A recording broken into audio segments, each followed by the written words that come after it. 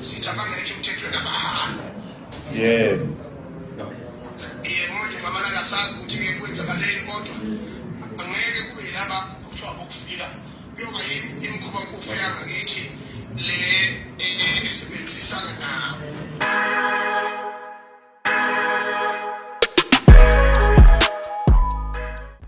Hello everyone, hope Bryce ukulakho luhamba kahle.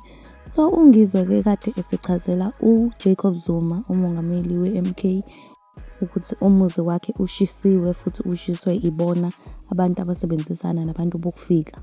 Base bekhuluma ke nangabo nje abantu bokufika benoJacob Zuma. Naye ke uJacob Zuma ezinkulumeni zakhe kule video uyakhombisa ukuthi uyahambisana kakhulu naye ke ungizwe ngale senzo sakhe sokuxosha bona abantu bokufika. So asambeni ke siyobalalela ukuthi bathini. Mawuthi uyaqala ukufika la, make sure ukuthi ushiya usubscribe ukuze ungeke uzuphuthelwe ama video afana nalawo.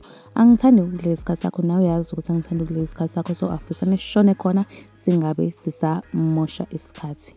Abisweza ukuthula bonke ukhombisa ukuthi basebenza namuntu sithi abangekho emthethweni abahambe.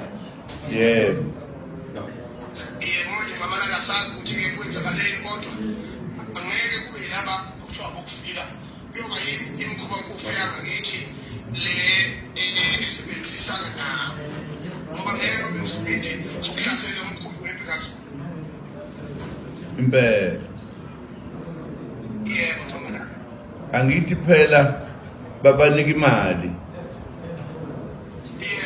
Babanika imali ukuthi hambani lokwenza izinto ezingalungile.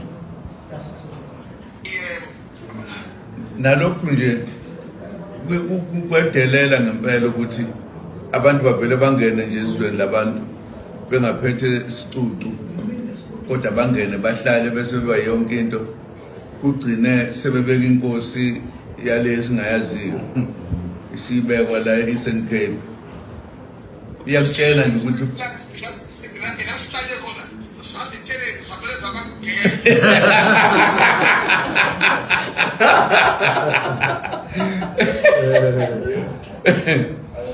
bekufanele phela ukwedelela nje ukudelela lokwangempela.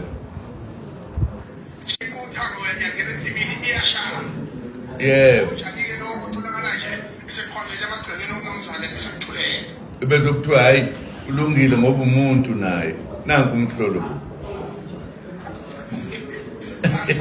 Okay everyone, sivala la ivideo namhlanje sibuya unqi nimzuleke uZuma kanye naye ke ongizwe bekhuluma ngalento yokuthi ushisiwe umuzi wangizwe, baphinde bakhuluma futhi nangabo ke abantu bokufika nje in general ukuthi fanele bahambe.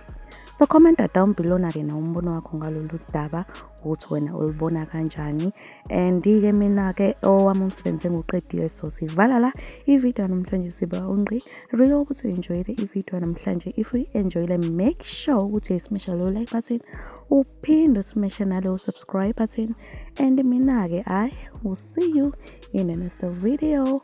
Bye.